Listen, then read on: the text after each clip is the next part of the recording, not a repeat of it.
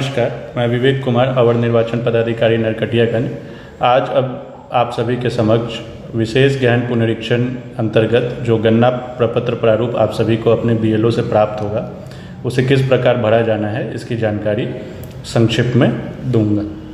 तो जैसा विशेष संक्षिप्त पुनरीक्षण कार्यक्रम का मेथोडोलॉजी है, अब बीएलओ 2 प्रति में ये फॉर्म लेके आप सभी के घर पे जाएंगे। दोनों प्रति फॉर्म वो आपको रिसीव करा देंगे।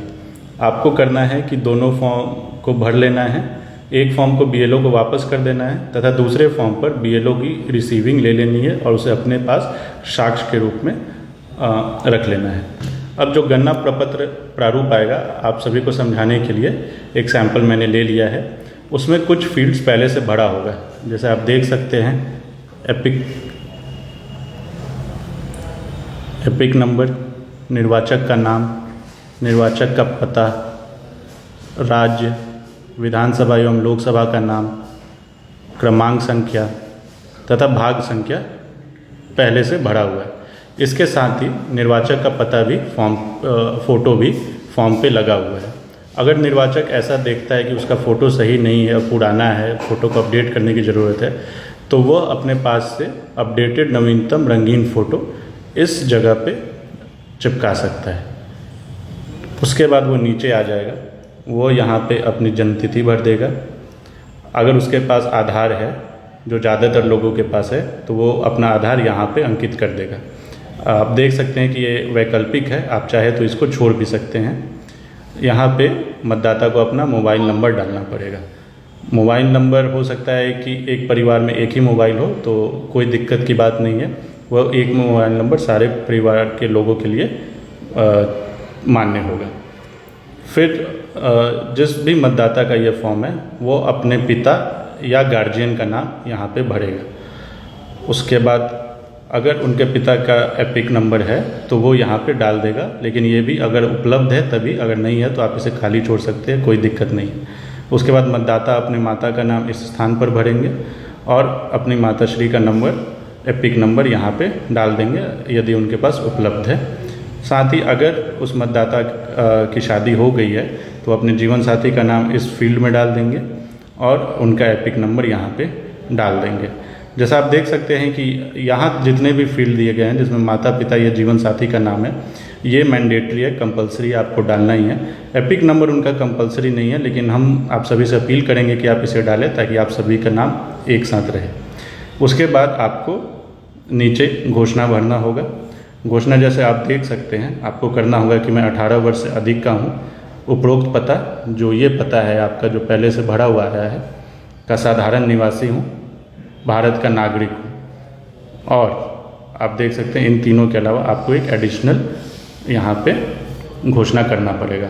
अब ये घोषणा आपके जन्म तिथि के अनुसार होगा और उसी के अनुसार आपको डॉक्यूमेंट भी लगाना पड़ेगा।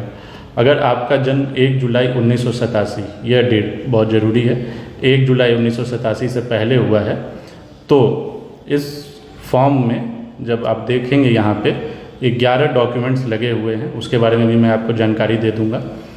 तो उसके साक्ष्य के रूप में आप अपना उन 11 डॉक्यूमेंट में से कोई एक डॉक्यूमेंट लगा सकते हैं। अगर आपका जन्म, जैसा मैंने बताया, 1 जुलाई 1987 से पहले हुआ है। दूसरा केस आएगा, अगर आपका जन्म 1 जुलाई 1987 और 2 दिसंबर 2004 के बीच हुआ है, तब आपको अपना, फिर से जैसा मैंने बताया, वो 11 डॉक्यूमेंट लगाना पड़ेगा। साथ ही आपको अपने माता या पिता में से किसी एक का भी उन 11 डॉक्यूमेंट में से एक डॉक्यूमेंट लगाना पड़ेगा। पिछले केस में क्या था कि 1 जुलाई 1987 से पहले जन्मे व्यक्ति को सिर्फ अपना डॉक्यूमेंट लगाना था, लेकिन 1 जुलाई से 1987 से लेकर 2 दिसंबर 2004 के बीच जन्मे व्यक्ति को अपने साथ साथ अपने माता या पिता में से किसी एक का डॉक्यूमेंट लगाना है। फिर तीसरा केस हमें क्या मिल सकता है, अगर आपका जन्म 2 दिसंबर 2004 के बाद हुआ है, तो इस केस में आपको क्या करना है, इस केस में आपको 3 डॉक्यूमेंट्स लगाने पड़ेंगे।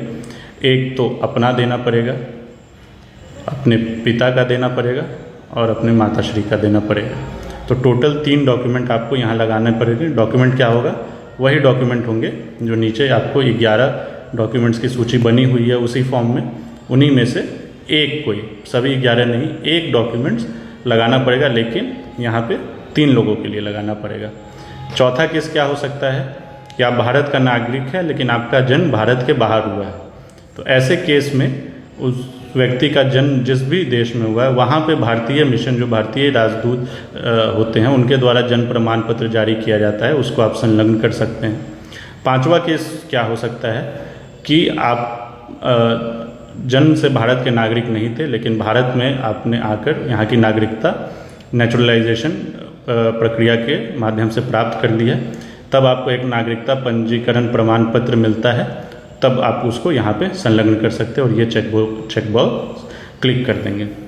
उसके बाद आपने डॉक्यूमेंट लगा दिए, उसके बाद आप यहाँ पे किस डेट को फॉर्म भरे हैं ये डेट वहाँ पे डाल दीजिए, स्थान जहाँ आपका घर है वो डाल दीजिए, और यहाँ पे अगर आप हस्ताक्षर करने में सक्षम हैं तो यहाँ पे अपना हस्ताक्षर कर दीजिए, या जैसा लिखा हुआ है बाएं हाथ बाएं अंगूठे का निशान यहाँ पे आप लगा सकते हैं। आशा है कि आप सभी लोग इस फॉर्म को कैसे भरना है उसके बारे में अच्छे से जानकारी प्राप्त कर लिए होंगे। धन्यवाद।